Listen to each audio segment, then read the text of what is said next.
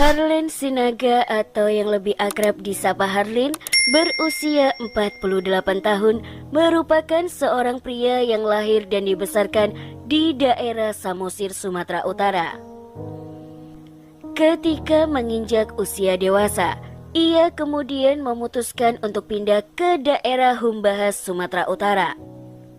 Di sana, ia menikah dengan wanita pujaan hati yang sangat dicintainya yang bernama Anita Manulang dan menetap di sebuah rumah tepatnya di Desa Sampean, Dolok Sanggul, Kabupaten Humbahas, Sumatera Utara. Rumah yang ditinggali oleh Harlin dan istrinya diketahui merupakan rumah pemberian dari keluarga pihak perempuan alias Anita Manulang. Dari pernikahan tersebut, Harlin bersama dengan Anita dikaruniai 4 orang anak yang terdiri dari 2 anak laki-laki dan 2 anak perempuan. Guna memenuhi kehidupan sehari-harinya, Harlin bekerja sebagai seorang petani di daerah tempatnya tinggal. Sedangkan sang istri tercinta merupakan seorang ibu rumah tangga yang mengurus anak-anak buah cintanya bersama Harlin. Di mata keluarga besarnya, Harlin ini dikenal sebagai seorang kepala keluarga yang sangat baik, romantis, peduli dengan keluarga, dan selalu bertanggung jawab. Bahkan, menurut pengakuan dari kepala desa di lokasi tempatnya tinggal mengatakan bahwa Harlin merupakan seorang warga yang sangat menjunjung tinggi nilai-nilai adat. Hal tersebut terbukti dengan seringnya Harlin hadir untuk mengikuti setiap acara adat yang diadakan di desa tersebut. Selain itu guys, sang kepala desa juga menyebutkan jika kebanyakan teman-teman dari Harlin ini sering kali mabuk-mabukan, namun berbeda dengan Harlin yang sama sekali tidak pernah macam-macam. Ia juga dikenal sebagai warga yang taat beribadah. Nah guys, sebagai sebuah keluarga tentu saja awalnya kehidupan keluarga Harlin bersama dengan istrinya tersebut baik-baik saja. Namun tanpa sepengetahuan dari sang suami, Anita malah berselingkuh dengan pria idaman lain yang bernama Hinsa Sianturi berusia 50 tahun. Pria yang menjadi selingkuhan dari Anita ini setiap harinya bekerja sebagai seorang supir bis. Perkenalan awal di antara Anita dengan pria yang menjadi selingkuhannya itu diawali dengan Anita yang pada suatu hari berangkat ke kota Siantar untuk menghadiri sebuah pesta. Dan sesampainya di terminal, tanpa sengaja Anita malah berkenalan dengan Hinsa. Dari perkenalan singkat itulah, keduanya memutuskan untuk bertukar nomor telepon sehingga memudahkan mereka berdua untuk saling memberi kabar satu sama lain sampai pada akhirnya timbullah benih-benih cinta di antara keduanya.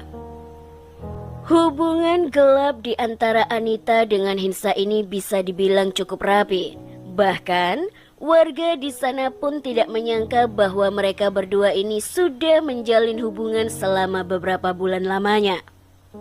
Dan yang paling parahnya lagi nih guys, Hinsa ternyata seringkali berkunjung ke rumah Anita di saat sang suami sedang sibuk bekerja di ladang.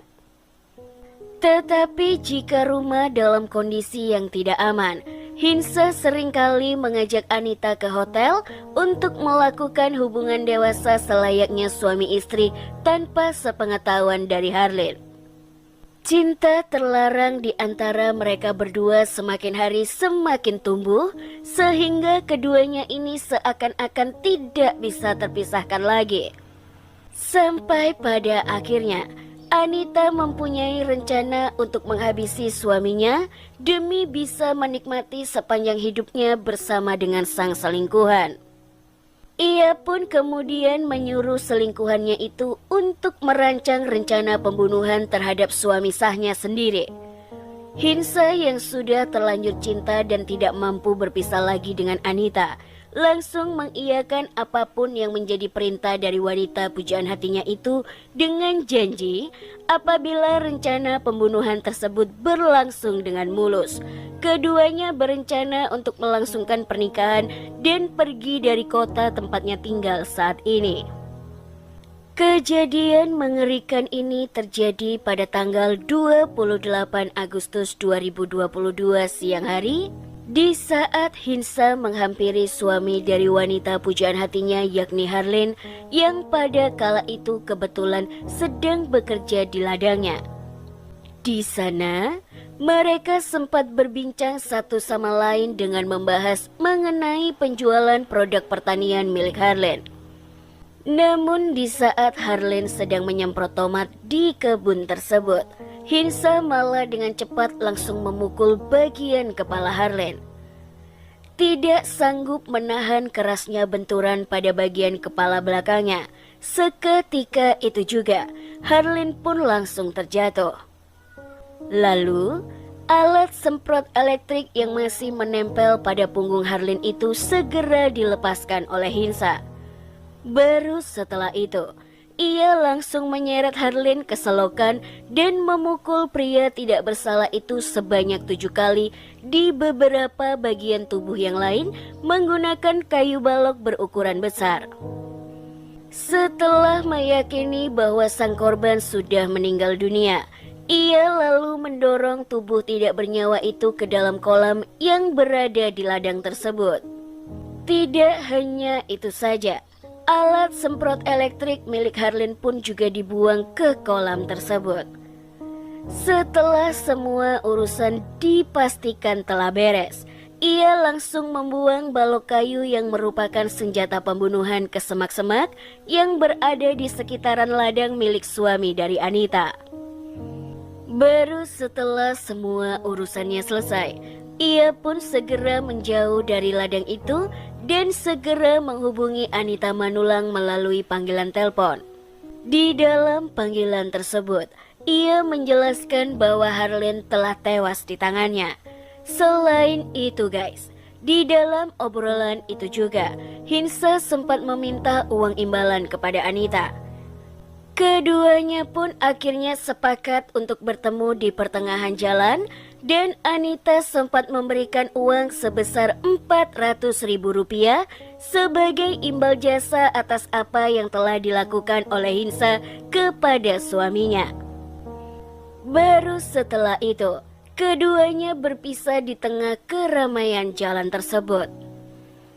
Sementara itu guys, setelah mengetahui kematian suaminya, Anita Manulang memulai dramanya dengan berkunjung ke ladang milik sang suami dan seolah-olah menemukan suaminya yang sudah tewas di lokasi tersebut.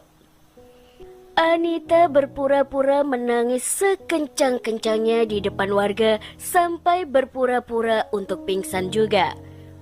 Setelah terpingsan sejenak, ia mulai menjelaskan kepada warga di sana bahwa di saat ia menghampiri suaminya, ia melihat keadaan sang suami yang sudah tewas mengambang di permukaan kolam.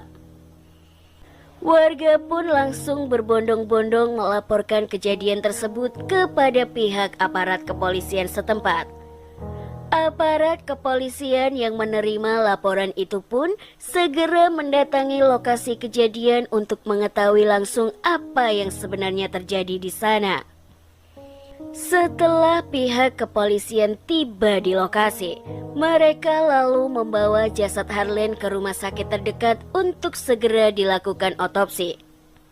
Menurut dokter forensik yang menangani kasus ini, penyebab kematian dari korban adalah kehabisan darah yang disebabkan oleh pukulan benda tumpul di bagian belakang kepala. Selain itu, juga ditemukan luka-luka fatal lainnya pada sekujur tubuh korban, yaitu luka sobek di bagian alis sebelah kanan, luka di bagian pipi sebelah kanan, bagian bibir atas dahi sebelah kanan, kepala sebelah kiri, telinga sebelah kiri, dan bagian belakang kepalanya. Sementara itu guys, Aparat kepolisian juga sempat melakukan olah tempat kejadian perkara di lokasi penemuan jasad tersebut. Selain itu, pihak berwajib juga segera menginterogasi Anita yang merupakan orang yang pertama kali menemukan jasad tersebut.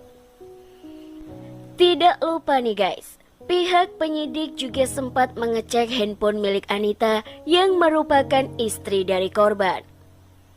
Dari pengecekan handphone tersebutlah, aparat kepolisian menemukan sedikit titik terang berupa pesan teks yang menjurus ke perselingkuhan antara Anita dengan pria idaman lain.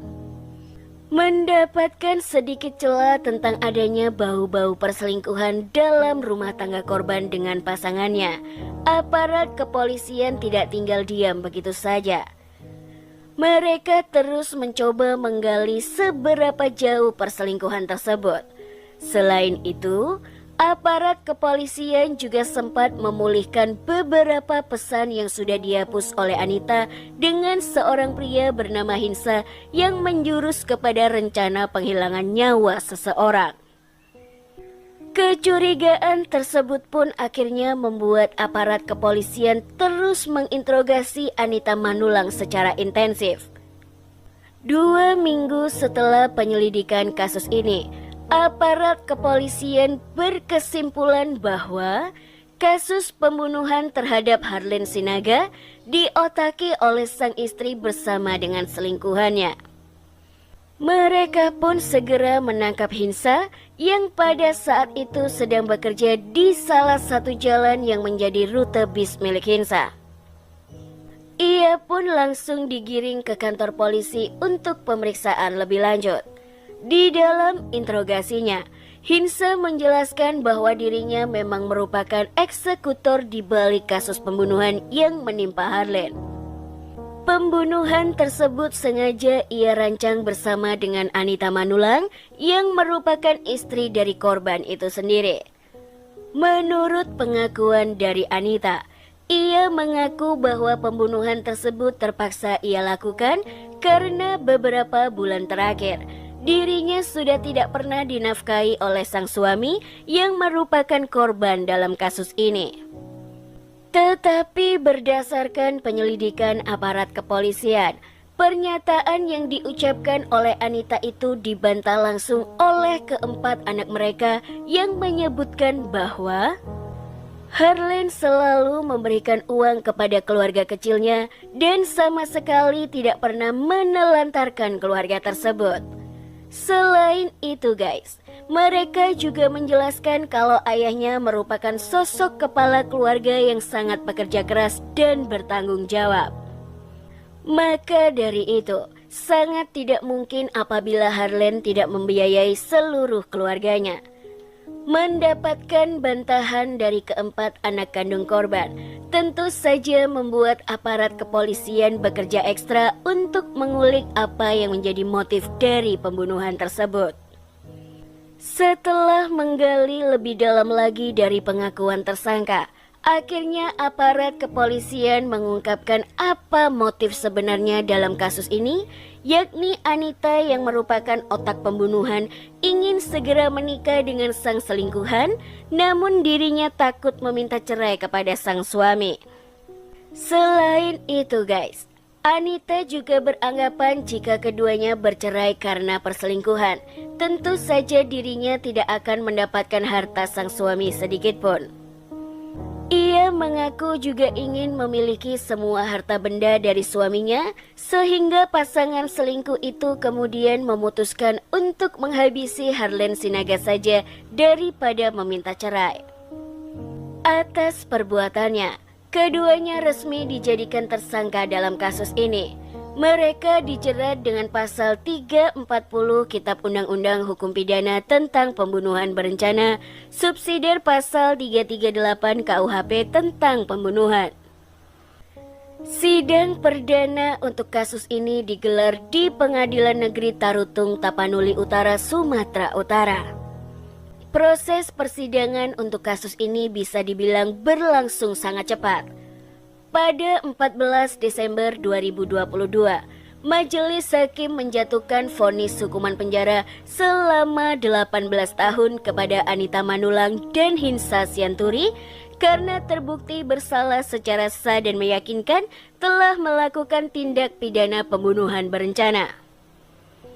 Sekedar informasi tambahan aja nih guys, setelah kejadian ini terjadi, keempat anak kandung dari pasangan Harlin Sinaga bersama dengan Anita Manulang mengaku sudah tidak mau mengakui Anita sebagai ibu kandung mereka sendiri. Bahkan, keempatnya juga berjanji tidak akan pernah membesuk Anita saat ditahan selama menjalani hukuman untuk pembunuhan Harlin Sinaga yang merupakan suaminya sendiri sekaligus ayah dari keempat anak tersebut. Terima kasih buat teman-teman yang sudah mau meluangkan waktu untuk nonton video ini. Kalau menurut kalian video yang aku bahas ini bermanfaat, tolong bantu aku untuk sebarkan agar channel ini semakin berkembang tentunya. Aku juga mau memberitahukan bahwa kasus-kasus yang aku bahas ini hanyalah sebagian kecil dari banyaknya kasus-kasus kriminal yang terjadi di negara yang kita cintai ini maupun di dunia. Semoga selalu ada hikmah serta pelajaran yang bisa kita petik bersama-sama. Aku juga berharap kalau kalian semua pastinya jangan sampai lupa untuk subscribe, like, komen, serta nyalakan lonceng notifikasinya agar tidak ketinggalan setiap aku upload video baru. Oke guys, sekali lagi terima kasih ya dan sampai jumpa di video selanjutnya. Bye-bye.